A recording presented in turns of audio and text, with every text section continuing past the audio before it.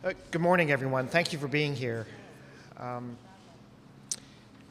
as we look through this year, there's obviously some incredible events that have occurred. And for me, as mayor of San Francisco, I know that the chief and I and Supervisor Cohen and Dr. Campbell and the whole public health staff have always had dialogued and been concerned, especially when there was an uptick in June of this year on violent crime and homicides in San Francisco. And so we've been working together on creating a program which I announced some months ago, the IPO program, the ability to work on things that would interrupt and intervene earlier in the behavior patterns of people that would be both victims and perpetrators of violent crime in our city, to support the police department and law enforcement system of doing more predictive policing using both data and technology to help us do that. And then, of course, I think the most important part is to organize our communities and work with community-based organizations, families, religious groups, and everybody that's on the ground to find more ways to intervene in violent behavior out there and utilize resources such as our education systems, our community jobs programs, others that might allow people to go in a different direction. The unfortunate and very tragic incident in Connecticut and Sandy Hook Elementary School, of course, heightened everybody's awareness of what violence can really be all about. And as we have been not only reacting to this national tragedy that I think President Obama has adequately described as has broken all of our hearts, and in every funeral that has taken place for those 20 innocent children and the 6 innocent adults in the school districts and school administrators, we obviously have shared in that very tragic event, all of us, and it's touched everybody across this country, and San Francisco is no different. And I've shared that emotional experience with the supervisor and with everybody here in our law enforcement and in our health department as well. The question for us then is, what do we do about it? And not only can we share in this tragedy and signal our sympathies to the families as we've done, but we've got to do something more. And this is where I want to make sure I recognize all of the people that are in that effort of doing something about it, including the officials in San Francisco. And some have been at this longer than others to try to do something about it, have reached limitations. Yet again, I think this tragedy at Sandy Hook reminds us that we've got to keep trying and we've got to keep doing more about it.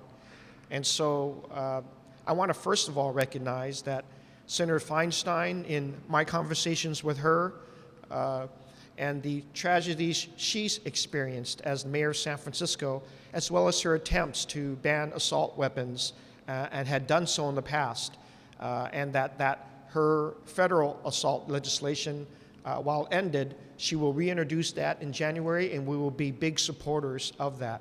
And she will continue dialoguing on a national level, and we will support her efforts and the efforts of all of our federal officials to do more, along with the President of the United States and Congress to act.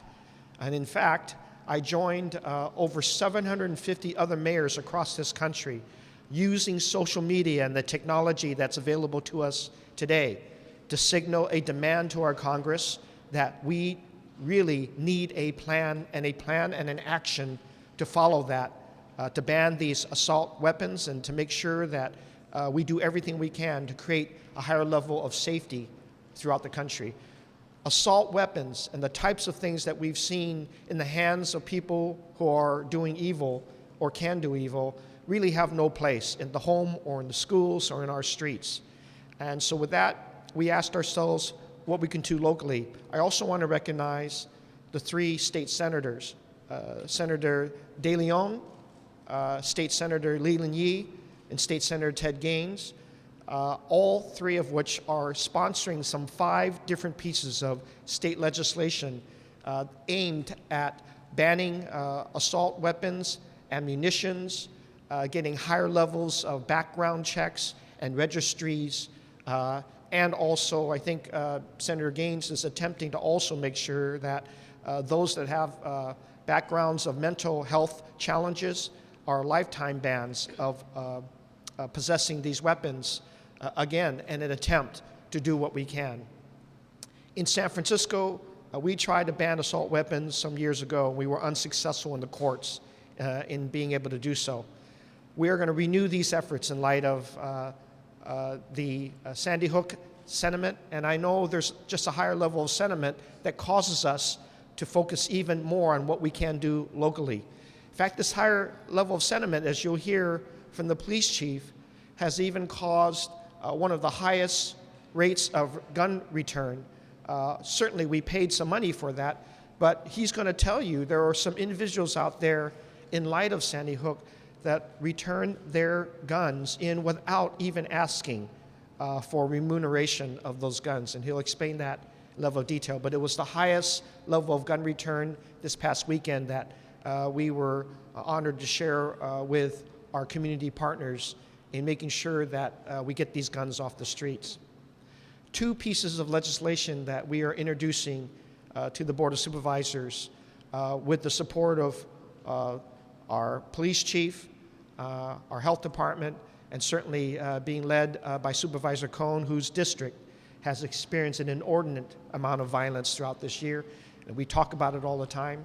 What can we do? Well, one, the ammunition that has been designed, especially by law enforcement for military use, has no reason to be in our homes and on our streets.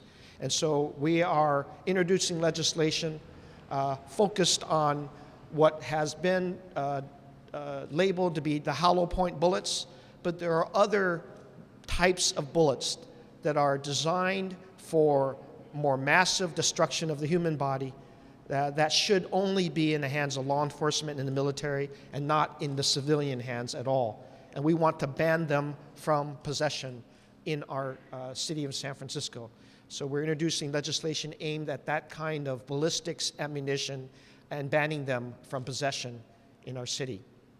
The second piece of legislation is we believe that any person who purchases more than 500 rounds of any type of ammunition, notice should go to our police chief so that we have time to investigate as to reasons why that purchase should be made and understand who is making it.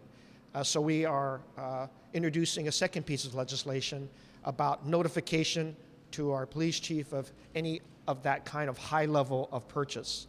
These are at least 2 things that we are introducing today. There'll be potentially more to come, but we want to begin by taking action on this. And I stand here in front of you with a full display of some of the armory that was collected, turned in by people with the incentive of providing them with some remuneration of these weapons that were in their homes or other types of possession of this.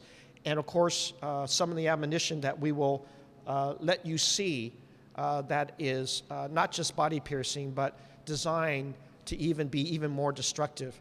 That's the reason why I have Dr. Campbell here. There have been many occasions, Doctor, and I've been very thankful for you and your expert way of treating our patients, whether they're firefighters or police officers or injured. But he has seen more than he should ever see of young youth who are victims of these bullets and the guns that we are talking about today. And he wants to explain the human side of this with our public health department officials. But I'd like to have further testimony by Supervisor Cohn of her experience and her leadership in helping me establish this.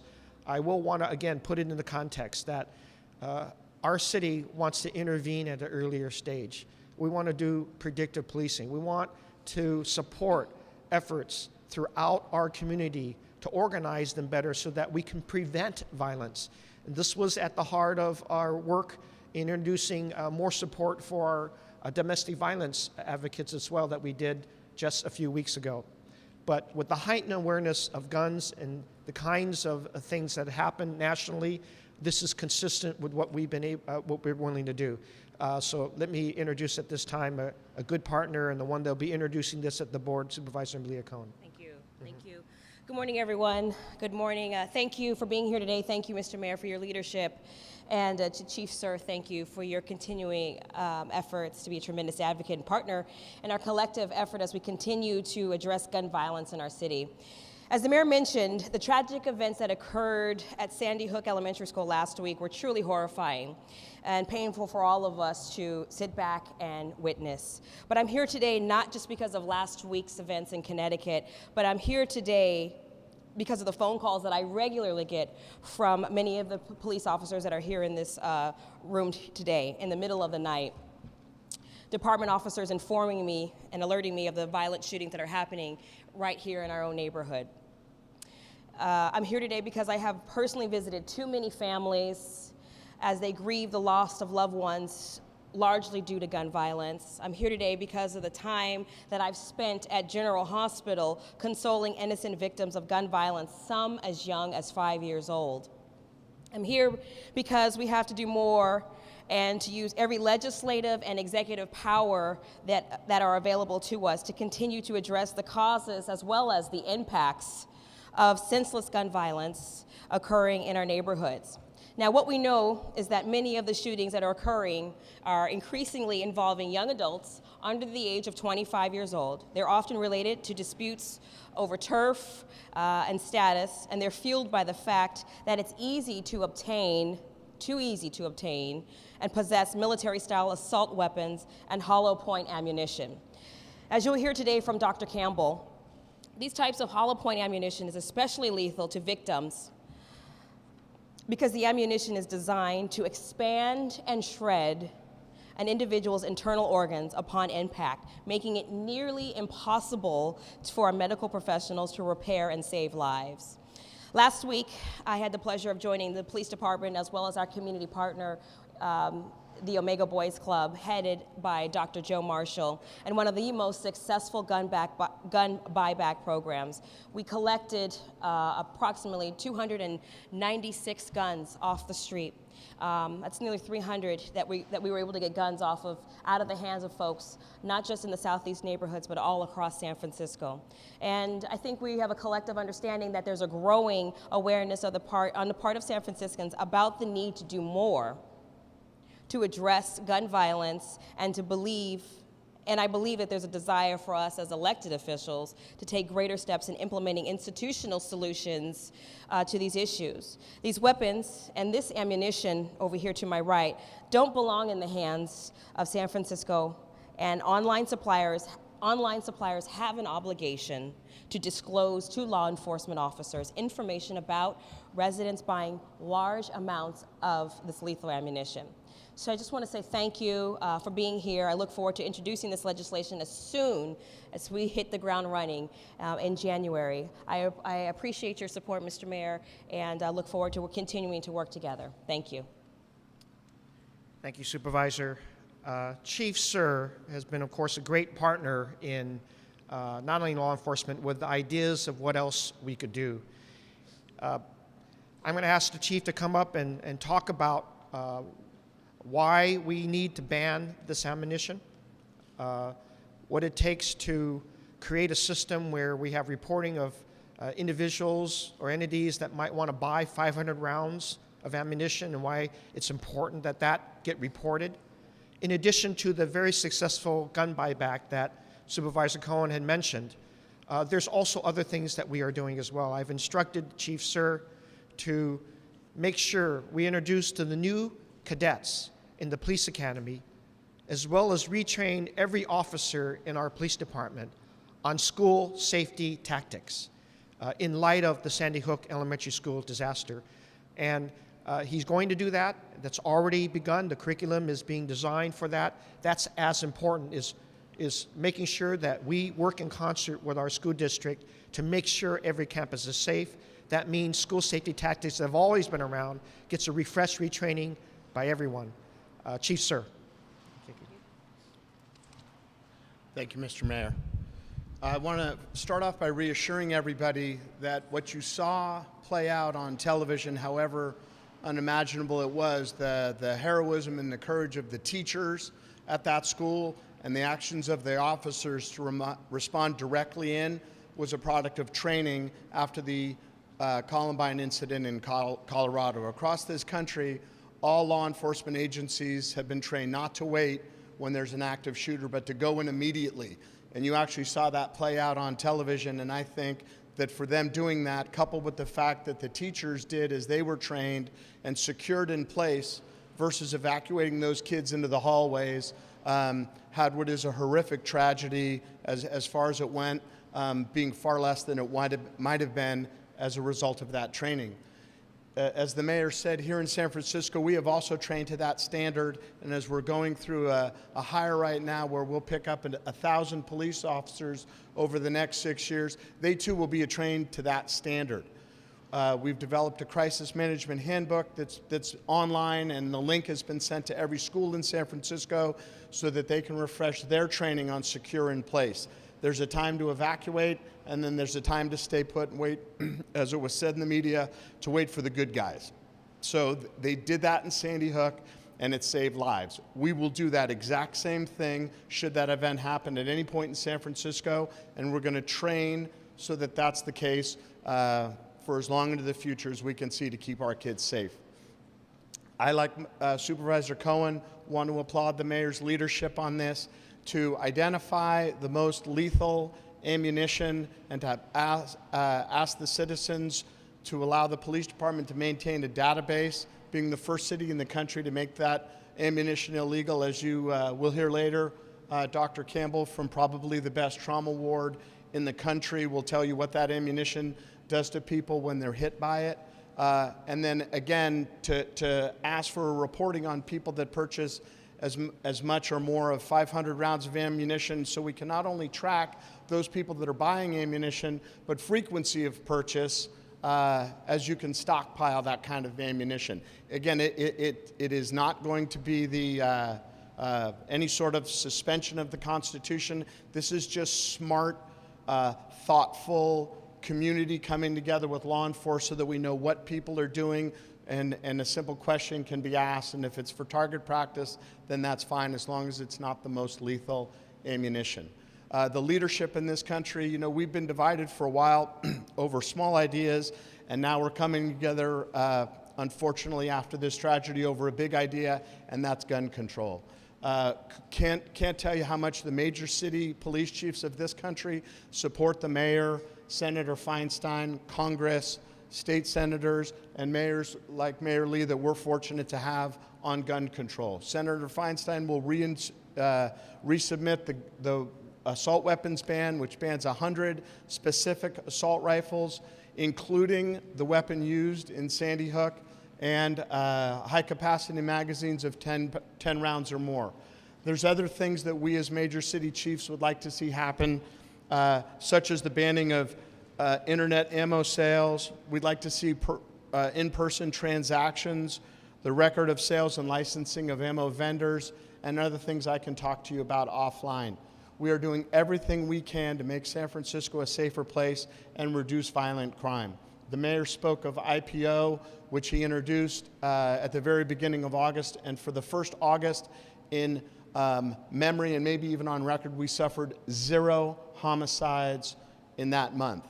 Unfortunately, 1 homicide in the city is too many. We've had 67 this year to date, which is up over the last couple years, which were record lows. Still the best year we've had in 10 years, absent those record lows. Gun violence is down 4% in San Francisco, largely because of community partnership. Things like our gun tip line, which I'll give you, 575-4444, and things like the gun buyback program. If you don't think that one of these guns or any of the other 296 guns that were recovered here, or the 300 guns that Chief Howard Jordan and Youth Uprising were able to get over there, weren't going to fall into the hands of somebody that might use them, you're betting against the odds. The shooter in Newtown, Connecticut, got those guns from his home, legally purchased firearms. We took 296 guns off the street here, thankful to Dr. Joe Marshall and Omega Boys Club, over 150 handguns, almost 150 rifles and shotguns. These are not what people keep saying aren't going to make a difference. This is absolutely making a difference. And I would say to the NRA or anybody that says, hey, this isn't the problem, if it's not the problem, if it won't make a difference, then it shouldn't make a difference banning them. Let's err on the side of caution, keep the kids safe. Thank you. Let me also echo, again, my appreciation for Commissioner Dr. Joe Marshall, because Omega Boys Club has been a great partner. They are a part of our effort to organize communities, to intervene as early as we can, and I totally agree with the chief that these particular guns, if you look at them up front and close, you'll see they really shouldn't be in anybody's homes. They're designed to kill folks, and many of them military style. I think to bring home the real story here is Dr. Andre Campbell of our San Francisco General Hospital and also on staff at UCSF. He is at the forefront of the world-class trauma center that we have. And if you go day to day, and certainly with the 67 homicides that we had, with the numbers of bodies that have shown up and people that have shown up, many of which he saved, but many of which he couldn't save, that were victims of bullets and violence and gun violence in our city, you know that that's another good reason as to why we need to do as much prevention as we can. Dr. Campbell.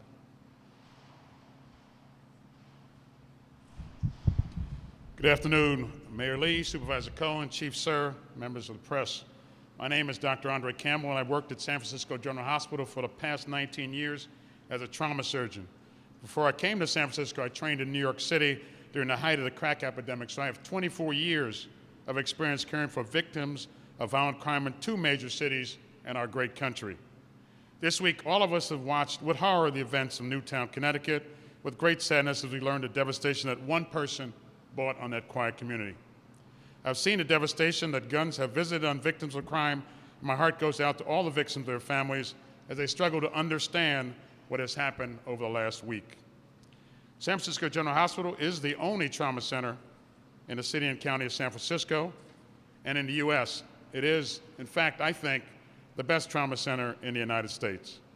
We stand ready 24/7 to care for any injured patient in the city and county of San Francisco. We also a general hospital caring for uninsured and underinsured people who come in after injured. I also represent thousands of dedicated physicians, surgeons, nurses, administrators, and therapists who care for the 100,000 patients who come to our hospital. I've dedicated my life to providing care for injured patients in our community. It is truly a team effort to provide care for the victims of violent crime. We rely heavily on our many trained professionals to help us do our work each day. After a person is injured due to a shooting at the scene, the people who go there are the paramedics, the police officers, the firefighters, and dedicated public servants. After the patient arrives at our dedicated trauma unit, there are trauma surgeons, emergency physicians, anesthesiologists, neurosurgeons, orthopedic surgeons, nurses, therapists, and many, many others who come to help us work on the patient. And we do this for every single person who's injured. We bring all the resources to bear we can to make sure we can save as many people as we can each day. But the reality is, and sadly is, that we may save many, but we can't save everyone.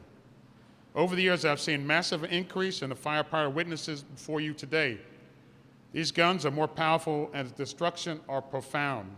From AK-47s, other assault-style weapons, handguns, extended clips, hollow point bullets, black talon weapons, and black talon bullets and other things like that.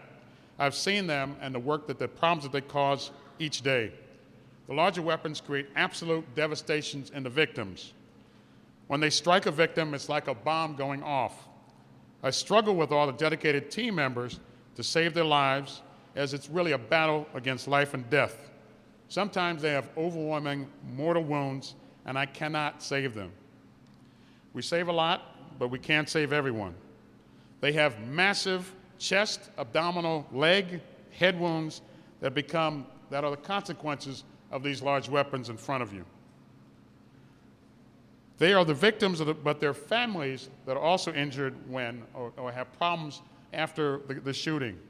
When a victim dies, it leaves a hole in the family. We cannot ever forget the devastated mothers, fathers, sisters, brothers left struggling with loss. The wail of a mother is a unique sound as she screams, "My baby is dead, my baby is dead." It is a terrible sound. I wish I would never have to hear it ever again. This buyback program is part of the process of making sure these lethal weapons are off the street.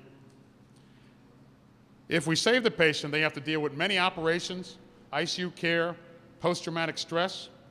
Many times the victims are not normal and face a lifetime because of spinal injuries, head injuries, disfiguring operations, and long-term care, and many, many other serious problems. We cannot forget their physical scars, but there's also emotional scars after they are injured. At San Francisco General Hospital, the number of gunshot wounds has declined in recent years. In 2007, we cared for 381 shooting victims in our emergency department. 2011, the last whole year that we have data on, that number is now 182 shooting victims. While this is a substantial drop, I submit to you that one is too many. These numbers represent the patients who are transported to the hospital, not the victims who died at the scene or do not come in for care. Many people are killed from homicides, but suicide or the taking of one's life with weapons is much more common in the United States. It is a silent killer, since more than twice as many people die of suicide than homicide historically in the United States. There is an epidemic of violent crime committed with guns that is a serious public health problem that we must confront head on. And incidents like this past week bring these terrible crimes out in the public, but the reality is people are killed every day in this country with weapons that permanently change the lives of the families that they're with. In conclusion, I would like to thank the mayor for inviting me out to stand with Supervisor Cohen, Police Chief Sir, to support sensible gun control. The Trauma Center stands ready to care for victims, but any initiative that can work to reduce the availability of guns, in my opinion, will make the streets in the cities and cities like San Francisco a much safer place to live. I thank you for your time this morning. Thank you, Doctor. Today, we're focused on ammunition and an immediate interruption in the behavior that law enforcement advises us and sees every day that leads to more violence. In the weeks and months to come, the board and the mayor's office will be introducing both more ideas and legislation and resolutions to support federal and state efforts in the same direction. At the same time, we'll also be introducing, through our budget, support for an ongoing organizing in our community to support non-law enforcement efforts to reduce violence, whether it's education, social services, housing. None of that escapes us as to their link in efforts to reduce violence in our society. With that, I want to thank everybody for coming today, and I would ask everyone in San Francisco, if not the whole region and the state, to please join us in a national moment of silence that will occur tomorrow morning. East Coast time will be 9:30 a.m., and here in San Francisco will be 6:30 a.m. for a national moment of silence to remember all the victims in Sandy Hook. And of course, at the same time, remember all the victims in our own locality that we should remember that were victims of gun violence as well. And to know that before and after this moment of silence, we will be very active in doing the things that we need to do to reduce violence in our city. Thank you.